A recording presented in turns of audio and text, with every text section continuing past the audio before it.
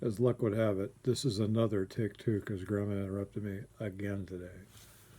Today's book is April Foolishness by Theresa Bateman, and it's illustrated by Nadine Bernard Westcott. There you go, in the barn, April Foolishness. And I think we're going to see some Gramps in it. Yep, probably. For Suzanne, Jolynn, Shelly Ann, and Rebecca, can't pull the wool over their eyes. For Oompa and Will. Life on the farm keeps a gal on her toes. That's what Grandma thought as she flung on her clothes. She grinned for the grandkids had come for a stay, and wouldn't you know it, they'd picked the right day. Yep, I'd say they did. Is that a cat on the bed? Nope, that's a dog.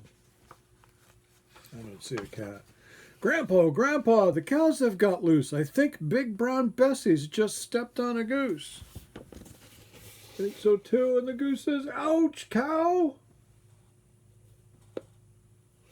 Ouch! Imagine, said Grandpa, good gracious, alas! Then he poured some milk in a tall, frosty glass. There he is, pouring the milk. Tall, frosty glass. That sounds pretty good. Now there's a cat. Yep, it's a cat. Grandpa, the chickens are out. What's Grandpa drinking there? I don't think that's milk. Yep, it is milk. They're squawking and squabbling and racing about. Look at all these chickens. Squawking and squabbling and racing about. They're all over the place.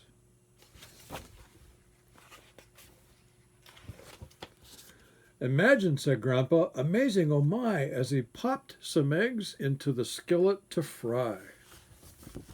That's what I have for breakfast every single morning. And the dog looks on. Grandpa, the pigs broke the gate.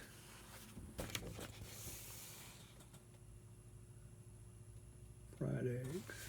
Those are good. They're in the tomatoes. Oh, hurry, don't wait. That's what Grandpa's tomato patch is going to look like later this summer. Yep. Like a lot of salsa. Imagine, said Grandpa, I'm really quite shaken. He reached in the fridge and he got out the bacon. One of Grandpa's all-time favorite meats. Grandpa, the goats are all freed. See that bacon cooking?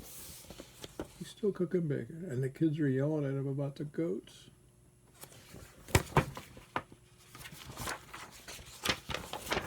Imagine, said Grandpa, it's really quite scary. Then he sliced the goat cheese that he bought from the dairy. Slicing the cheese. I like those suspenders. There's the dog waiting for his handout, and the cat on the counter. Grandpa, the sheep are all gone. Oops, missed that page for you. Sheep are all gone. Yep. I heard that they're munching on somebody's lawn. They're doing a lot more than munching. It looks to me like they're catching some rays. There's some birds taking a bath. Imagine, said Grandpa, I hope things get better. He opened the closet and got out a sweater. I think that sweater's made out of sheep's wool. Yep. Grandpa, oh, why won't you listen to me? The farm's going nuts. If you'd look, you would see. But Grandpa just grinned as he took out the bread, and he popped in some toast for his breakfast instead. It's tough to get Grandpa riled up. Pop it in the toast. This is a big book.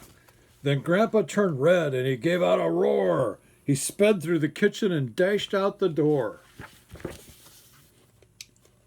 There he is, dashing out the door after a big roar. Grandma just smiled as she pulled up a stool. She nibbled his toast and she called. There's she nibbling the toast.